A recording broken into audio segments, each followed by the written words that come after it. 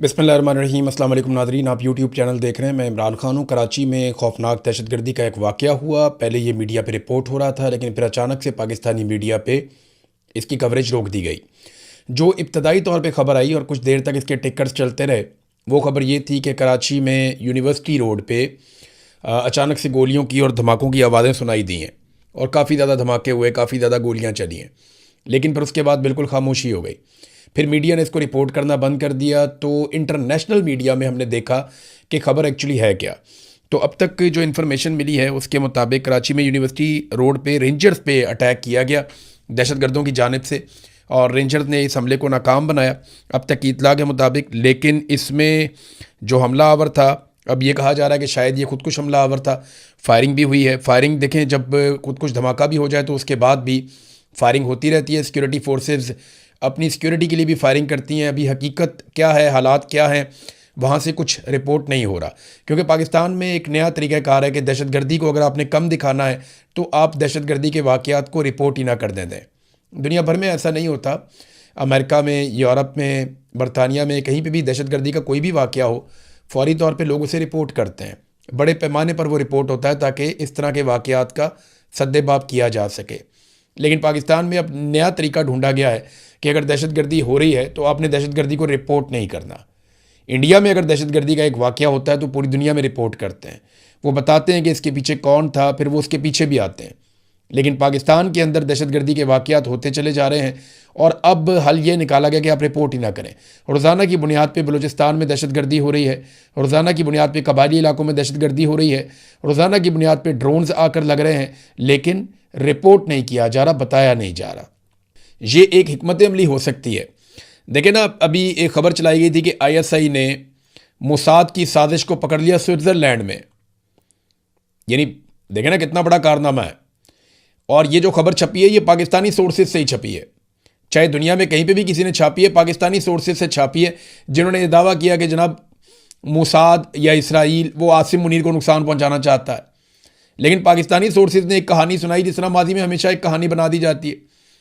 तो मोसाद को इन्होंने स्विट्ज़रलैंड में ज़रूर पकड़ लिया, उनकी साजिश पकड़ ली। यहाँ पाकिस्तान में दहशतगर्दी हो रही है, यहाँ नहीं पकड़ सकते। तो मोसाद जैसी एजेंसी को वहाँ स्विट्ज़रलैंड में काबू कर लिया। लेकिन यहाँ पे जो दहशतगर्द हैं, जो पहाड़ों से उतर के आ जाते हैं, कभी कहीं से आ जाते हैं, कभी कोई उनको प्रॉक्सी सपोर्ट मिल रही होती है, तो यहाँ पे पाकिस्तान की इंटेलिजेंस एजेंसियाँ नाकाम हो जाती हैं। चाहे वो बलूचिस्तान में हो, चाहे वो कोयटा में हो, चाहे वो खैबर पख्तूनख्वा में हो, कबायली इलाकों में हो, चाहे वो कराची में हो। पाकिस्तान का सबसे बड़ा शहर है। एक अफसोसनाक वाक़या हुआ है। अब तक जो इंटरनेशनल मीडिया पे इतलात आ रही हैं वो ये कह रहे हैं कि 4 लोग इसमें शहीद हुए हैं। कन्फर्मेशन तो गवर्नमेंट ऑफ पाकिस्तान ही दे सकती है। कोई खबर छपेगी तो हमें पता चलेगा कि हुआ क्या। अब नाजरीन, एक जर्नलिस्ट हैं मुनीब फारूक साहब, उन्होंने एक एतराफ़ किया। एतराफ़ क्या, ये सारे सहाफ़ी जानते हैं इस बात को, लेकिन उन्होंने इस बात को TV के ऊपर कह दिया। ये वो बातें हैं जो हम बड़े लंबे अरसे से बता रहे हैं कि इमरान खान साहब की हुकूमत गिराने की साजिश जनरल बाजवा ने बहुत पहले बना ली थी। और ये किस तरीके से होता रहा, मैं आज आपको सारा खेल बता देता हूँ। तो मुनीब फारूक साहब ने, क्योंकि वो शहबाज शरीफ की हुकूमत को थोड़ा सा सपोर्ट कर रहे थे, तो उन्होंने ये कहा कि नहीं नहीं, इमरान खान के दौर में जैसे हमें ताकतवर लोगों ने बुलाकर कहा कि आप इमरान खान की धुलाई कर सकते हैं, हमें आप हमारे ऊपर कोई मलबा नहीं आना चाहिए, लेकिन अभी हमें कुछ भी नहीं, इस तरह का हुक्म जारी नहीं किया गया। यानी अभी हमें इजाज़त नहीं मिली कि मौजूदा हुकूमत के ऊपर तनकीद करें। तो मैं आपको थोड़ा याद दिलाता हूँ कि इमरान खान साहब की जब हुकूमत बनी थी ना, तो इमरान खान साहब ने अपनी मर्ज़ी की कैबिनेट बनाने की कोशिश की। तो थोड़े ही अरसे के बाद मिलिट्री एस्टेब्लिशमेंट ने अपने बंदे एडजस्ट करने थे, तो इन्होंने मीडिया के ज़रिए से इमरान खान के ऊपर बदतरीन तनकीद करवाना शुरू कर दी और बाकायदा इन्होंने तनकीद करवा के अपने बंदे इंजेक्ट करवा लिए। इमरान खान साहब की गलती थी हुकूमत लेना, उन्हें एक लूली लंगड़ी हुकूमत लेनी नहीं चाहिए थी। बाद में उन्होंने कहा कि ये मेरे से गलती हुई, और उस हुकूमत को चलाने के लिए उन्हें मिलिट्री एस्टेब्लिशमेंट के साथ ना सिर्फ समझौता करना पड़ा, बल्कि बाद औक़ात उनकी मदद भी मांगनी पड़ी। और ये सारा अब सारी दुनिया जानती है। अब इमरान खान साहब के ऊपर आप इसलिए ज़्यादा ब्लेम नहीं कर सकते कि उन्होंने अपनी गलती को खुद तस्लीम कर लिया। वो नवाज शरीफ की तरह तो नहीं है जो कभी मानता ही नहीं है कि मेरे से कुछ गलत हुआ, या वो जरदारी की तरह तो नहीं है जो ये कहने के लिए तैयार ही नहीं है कि मेरे से कभी कोई गलती हुई।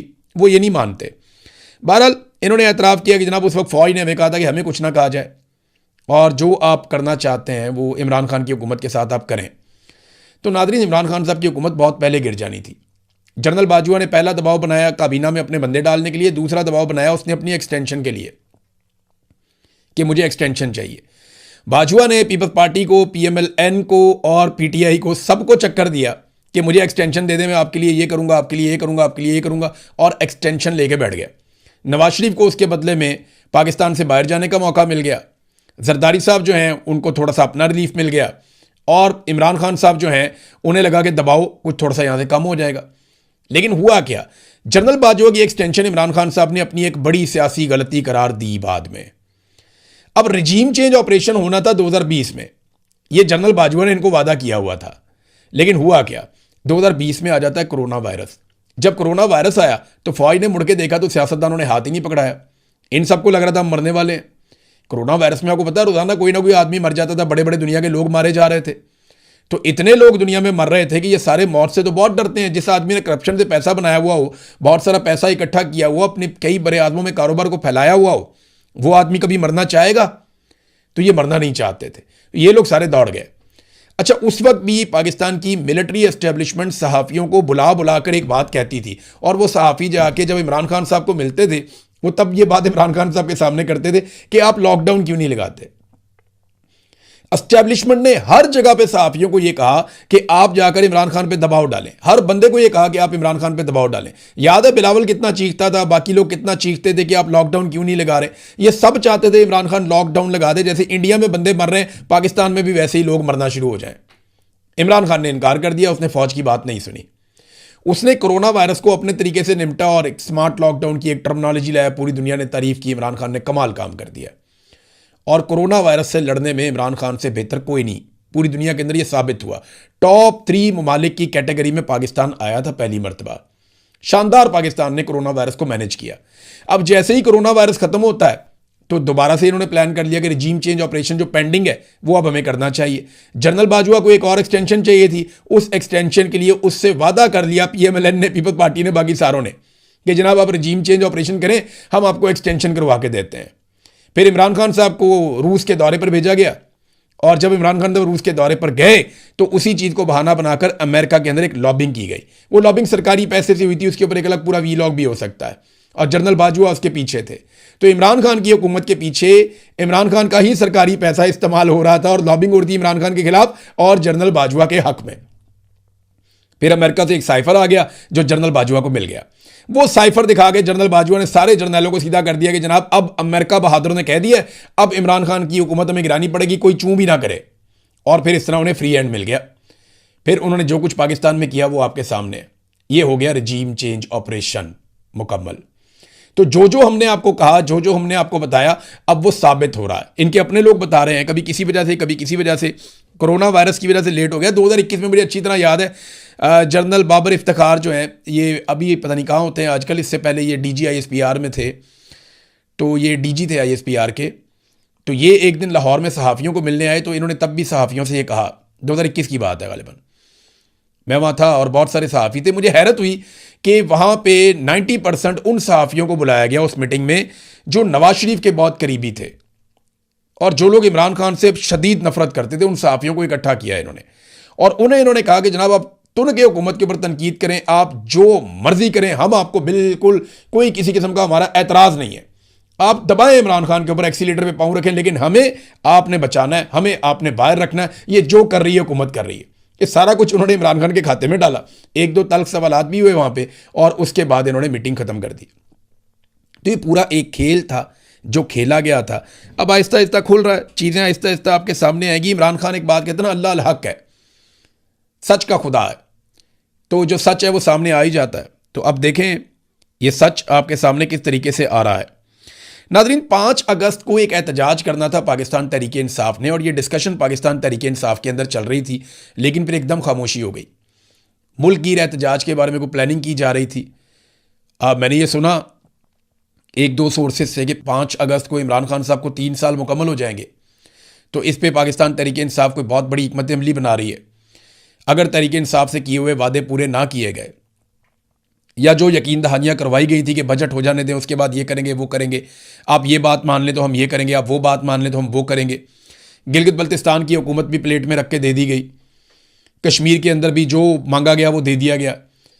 तो अब इमरान खान साहब के हवाले से अगर पाकिस्तान तहरीक इंसाफ के मुतालबात या चीज़ें पूरी नहीं होती तो फिर 5 अगस्त को इन्होंने एक मुल्क गिर बड़े एहतजाज का ऐलान किया था, लेकिन अचानक से बिल्कुल खामोशी हो गई। दो वजूहत हो सकती हैं, या तो पाकिस्तान तहरीक इंसाफ के कोई मामला एस्टेब्लिशमेंट के साथ तय पा गए हैं जिसकी वजह से उन्हें खामोश रहने का कहा गया, वो खामोश हो गए, या फिर उन्हें लगता है कि हमें मिन्नत तरलई करते रहना है और एहतजाज की सियासत नहीं करनी, किसी ने इनको मना कर दिया तो इन्होंने उसके ऊपर बात करना ही बंद कर दिया है कि 5 अगस्त का एहतजाज कैसे होगा, क्यों होगा। देखिए, अगर तो ये एक मोमेंटम बनाकर चलेंगे ना, 1.5 महीना इसके पीछे लगाएंगे, रोज़ाना की बुनियाद पे बिल्टअप करेंगे और फिर एहतजाज करेंगे, तो फिर बहुत बड़ा एहतजाज होगा। लेकिन अगर यही ये जुलाई के आखिरी हफ्ते में अनाउंस कर रहे होंगे कि 5 अगस्त को हम एहतजाज करने जा रहे हैं, फिर कोई एहतजाज नहीं होगा, फिर उसको डिफ्यूज़ करना बड़ा आसान होगा मिलिट्री एस्टेब्लिशमेंट के लिए। बहरहाल पाकिस्तान तहरीक इंसाफ ने अभी कोई अनाउंस नहीं किया। इमरान खान साहब और बुशरा बीबी के हवाले से 2 केसेज हैं। एक बुशरा बीबी की फैमिली ने केस किया और एक इमरान खान साहब की बहन अलीमा खानम ने केस किया। ये केस के बारे में मैंने आपको पिछले वीडियो में बताया था। अब ये केस मुकर्रर कर दिया गया है कल के दिन के लिए, पीर के दिन के लिए। 29 जून को इस केस की समाअत होगी और इसकी जो समाअत है वो जस्टिस खादम हुसैन सोमरू करेंगे और केस मुबशरा खावर मानिका और अलीमा खानम, इन दोनों ने ये केस किए हुए हैं। ये 2 मुकदमात हैं और कैद तन्हाई के खिलाफ ये मुकदमात हैं। तो अब देखते हैं कि इसके ऊपर क्या होगा। इसके ऊपर ये होगा कि वो जेलर आ जाएगा, वो आकर कहेगा कि जनाब अब इमरान खान की और बुशरा बीबी की मुलाकात करवा देते हैं हफ्ते में 1 दफ़ा, और जनाब हमने 1 दफ़ा ये किया था, 1 दफ़ा वो किया था, कोई कहते तन्हाई नहीं है। तो ये इस किस्म की आगे कहानियाँ सुना देंगे। लेकिन याद रखें कि जितने सियासतदान हैं ये सारे याद रखें कि जो एग्जाम्पल सेट हो रही है ना, ये इनके ऊपर भी आएगी। ये जितने मिलिट्री एस्टेब्लिशमेंट के अंदर बंदे बैठे हुए हैं ना चौड़े होके, इनको लगता है कुछ भी नहीं होना। कल को अगर ये लोग काबू हो गए तो इनके साथ भी यही होगा, कोई इससे बचेगा नहीं। जो नफरत आपने फैला दी है ना, कौम तैयार बैठी हुई है जूतियां हाथ में पकड़ के, और कौम ने छोड़ना किसी को भी नहीं है। ये मैं अच्छी तरह जानता हूं और एक वक्त आएगा कि आप सारे आगे लग के भाग रहे होंगे। हालात ये हो गए हैं कि पाकिस्तान का मीडिया खबर दिखाता है, ये मैं देख रहा था जियो न्यूज़ के ऊपर, 1-2 और चैनल्स के ऊपर, और हेडलाइंस चल रही थी, ब्रेकिंग न्यूज़ चलाई जा रही थी। खबर क्या दिखाई जा रही थी कि जनेवा में कश्मीरी इकट्ठे हुए और उन्होंने भारत के खिलाफ एहतजाज किया कि भारत मकबूजा कश्मीर में जुल्म कर रहा है, हक के खुद इरादियत नहीं दे रहा, अक़वाम मुत्तहिदा की करारदादों के मुताबिक मामला हल नहीं हो रहा। और जनेवा में अक़वाम मुत्तहिदा के दफ्तर के बाहर एहतजाज किया कश्मीरियों ने। मैंने गिना तो टोटल 12 कश्मीरी थे। 12 कश्मीरी इकट्ठे हुए और उन्होंने इंडिया के खिलाफ एहतजाज किया कि मकबूजा कश्मीर में इंडिया जुल्म कर रहा है। इधर 12,000 कश्मीरी निकलते हैं और वो एहतजाज करते हैं और पाकिस्तान का मीडिया नहीं दिखाता। और चलो 12,000 ना मानो, 1200 तो मान लो ना। 12 बंदों की खबर आप चला रहे हैं हेडलाइन के अंदर इंडिया के खिलाफ, लोग कह रहे हैं कि हमसे हमारा हक छीना जा रहा है। तो इधर जो पाकिस्तान में आज़ाद कश्मीर में हक छीना जा रहा है, चलो 12,000 ना माने, 1200 बंदा माने आप, इतनी बड़ी तादाद में कश्मीरी निकलते हैं, खबर ही नहीं चलती कि ओवरसीज कश्मीरी एहतजाज कर रहे हैं। वो कश्मीरी कहते हैं पाकिस्तानी मीडिया में कवर ही ना करे, वो आते हैं, वो कहते हैं जाओ यार यहाँ से, तुमने खबर चलानी ही नहीं। इंटरनेशनल मीडिया पे चलती है, पाकिस्तानी मीडिया पे चलती ही नहीं। तो ये जो चीज़ें अब की जा रही हैं ना, ये कश्मीरी याद रखेंगे, इसको भूलेंगे नहीं। पहली मरतबा ऐसा हुआ है कि खुराक की तरसील को बतौर हथियार इस्तेमाल किया जा रहा है। ऐसा पाकिस्तान में नहीं होता था। जो खुराक की तरसील है, जो खुराक जाती है आज़ाद कश्मीर में, उसको बतौर हथियार इस्तेमाल किया जा रहा है। बीबीसी ने खबर दी, इन्होंने तरदीद की, उसके बाद से लेकर अब तक दर्जनों वीडियो आ चुकी हैं जो ये बता रही हैं कि जगह जगह पे ट्रक खड़े हुए हैं, जगह जगह पे माल खड़ा हुआ है, खुराक को आज़ाद कश्मीर में जाने नहीं दिया जा रहा। कोशिश कर रहे हैं कि लोगों की खुराक बंद हो जाए और वो दबाव में आ जाए। और ये काम हो कब रहा है? मुहर्रमुल हराम के महीने में। तो करने वाले ज़रा अपने गिरेबान में खुद ही झांक लें। नाज़रीन, मारंग बलोच साहिबा की किरदार कुशी की जा रही है, लगातार की जा रही है। मारम लांगू कह के उन्हें मुखातिब किया जाता है, उन्हें दहशतगर्दों के साथ जोड़ा जाता है। ये सख्त ज़्यादती है। देखें, मैं आपको एक चीज़ बताता हूँ, वो कहती क्या है। मारंग बलोच ने ये नहीं कहा कि हम दहशतगर्दी करेंगे, हम बम चलाएंगे, हम गोली चलाएंगे, हम किसी को जान से मार देंगे। नहीं, उसने कभी इसकी हमायत नहीं की।